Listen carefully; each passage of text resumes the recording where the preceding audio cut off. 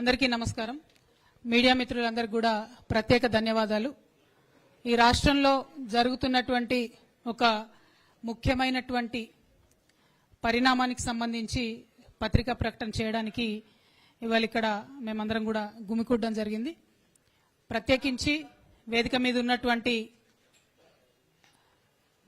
Retired high court justice గారు చంద్రకుమార్ గారికి, army major Madan Mohan గారికి, ప్రసాద్ గారికి ఆల్ ఇండియా ఫార్వర్డ్ బ్లాక్ నుంచి, తెలంగాణ విఠల్ గారు సీనియర్ సోషల్ యాక్టివిస్ట్ గారికి, అనురాధ మేడం గారు ఇఫ్టు నుండి, ప్రొఫెసర్ నాగం కుమారస్వామి గారికి HOD political science Palamuru university గారికి, ప్రొఫెసర్ రామయ్య యాదవ్ గారు హెచ్ఓడి సోషియాలజీ ఉస్మానియా యూనివర్సిటీ గారికి, సుంకర్ నరేష్ గారికి హైకోర్టు అడ్వకేట్, శ్రవణ్ గౌడ్ గారు హైకోర్టు అడ్వకేట్, నూర్ జహాన్ గారు హైకోర్టు అడ్వకేట్, ఆకాష్ కొల్లూరు గారు సీనియర్ జర్నలిస్ట్, అట్లానే క్రాంతి గారు అని ఇంకొక సీనియర్ జర్నలిస్ట్ గారు వారు ఖమ్మంలో ఉన్నారు ఆల్రెడీ.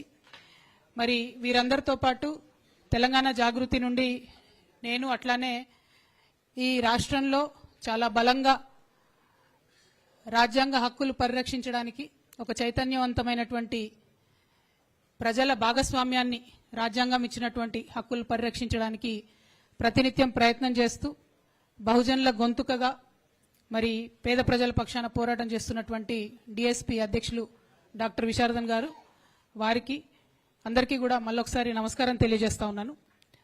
మీ అందరికీ తెలుసు, ఈ రాష్ట్ర ప్రభుత్వం అత్యంత దారుణంగా ఖమ్మంలో వెలుగుమట్లలో ఎటువంటి నోటీస్ లేకుండా, ఎటువంటి ఆధారం లేకుండా, ఎటువంటి హెచ్చరిక లేకుండా మరి 750 మంది పేద ప్రజల ఇండ్లు కూలగొట్టిన నేపథ్యంలో ఆ పరిస్థితిని, ఆ దయనీయమైన పరిస్థితిని గమనించినటువంటి డిఎస్పీ పార్టీ, అట్లానే తెలంగాణ జాగృతి సంయుక్తంగా చేసినటువంటి పోరాటంతో దిగి వచ్చినటువంటి ప్రభుత్వం అదే చోట అక్కడే ఇల్లు కోల్పోయినటువంటి 300 మంది పేదవారికి పట్టాలు ఇస్తామని ఒప్పుకోవడం డెఫినెట్ గా ఈ రాష్ట్రంలో ప్రజాస్వామ్యం ఉంది, ప్రజా పోరాటాలకు గెలుపు తప్పకుండా లభించి తీరుతుందనడానికి ఉదాహరణగా నేను భావిస్తా ఉన్నాను.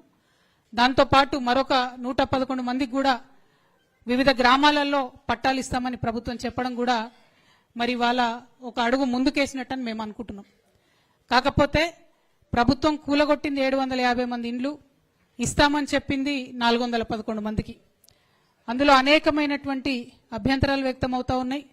అనేక మందికి ఇంకా కూడా మాకు అన్యాయం జరిగిందనేటటువంటి భావన మాకు రిపీటెడ్గా క్షేత్రస్థాయి నుంచి వస్తున్నటువంటి సమాచారం ద్వారా మేము తెలుసుకున్నాం. ఆ తర్వాత డాక్టర్ విశారదన్ గారు మళ్ళీ ఒకసారి నిన్న ఖమ్మంలో మరి పరిస్థితి ఏంటి, ఇట్లా జరుగుతుందని తెలుసుకోవడానికి వెళ్ళినప్పుడు వారిని నిన్న కూడా మళ్ళీ అరెస్ట్ చేసి, నిన్న కూడా డే అంతా నిర్బంధించి, అక్కడ కలెక్టర్ గారు కనీసం అపాయింట్మెంట్ ఇవ్వకుండా, జాయింట్ కలెక్టర్ గారు కనీసం అపాయింట్మెంట్ ఇవ్వకుండా అన్యాయంగా మరి అసలు జరుగుతున్నది ఏంటి, ఈ ప్రొసీజర్లో క్లారిటీ ఏంటి అనేటటువంటి పారదర్శకత లేకుండా, ట్రాన్స్పరెన్సీ లేకుండా ఎందుకు ప్రభుత్వం వ్యవహరిస్తుందనేది అర్థం కానటువంటి విషయం. మరి ఏ ప్రభుత్వమైనా డెమోక్రసీలో ట్రాన్స్పరెన్సీ అనేది అత్యవసరం కాబట్టి ఆ ప్రభుత్వం నుంచి ఈ క్లారిఫికేషన్ రాబట్టాలన్న ఉద్దేశంతో మరి మేము ఆలోచిస్తున్నటువంటి సందర్భంలో జస్టిస్ చంద్రకుమార్ గారిని మేము సంప్రదించడం జరిగింది. వారిని సంప్రదించిన మేరట అట్లనే ఈ సమాజంలో చాలా నిస్వార్థంగా పనిచేస్తున్నటువంటి అనేక మందిని కూడా మరి ఈ సమస్యను వివరించినప్పుడు వారందరి నుంచి వచ్చినటువంటి రెస్పాన్స్ ఒకటే.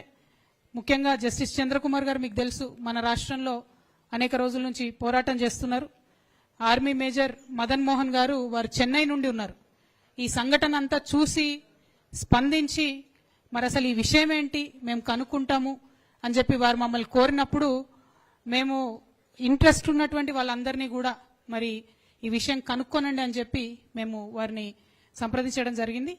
ఆ తదుపరి కార్యాచరణ తీసుకొని మరొక కమిటీగా వాళ్ళందరూ కూర్చొని ఏర్పాటు చేసుకున్నారు.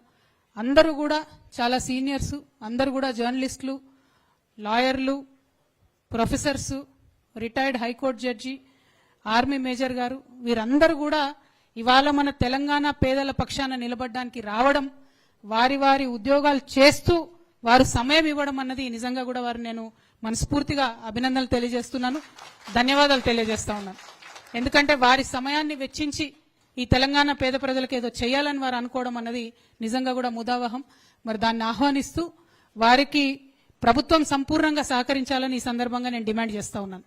నిన్న ఒక పొలిటికల్ పార్టీ అధ్యక్షుడిగా పోనీ విశారదన్ మహారాజ్ గారికి కలెక్టర్ గారు కలవలేదు అంటే ఒకంత అందులో న్యాయం ఉంది. కానీ రేపటి నాడు ప్రజల పక్షాన ఒక సిటిజన్స్ ఫోరం పక్షాన వెళ్తున్నటువంటి వీరందరికీ అక్కడ ఉన్న అధికారులంతా కూడా సంపూర్ణంగా సహకరించాలని చెప్పి కూడా నేను మనస్ఫూర్తిగా కోరుకుంటూ ఉన్నాను. అల్టిమేట్ గా మేము కోరేది ఒకటే, ప్రభుత్వం ప్రజా పోరాటాలకు దిగి వచ్చి 300 మందికి ఇండ్లు ఇస్తామని చెప్పింది. కానీ దాన్ని సంపూర్ణ న్యాయం జరగాలి. డిసెంబర్ 9 నాడు గృహప్రవేశం అని చెప్పారు.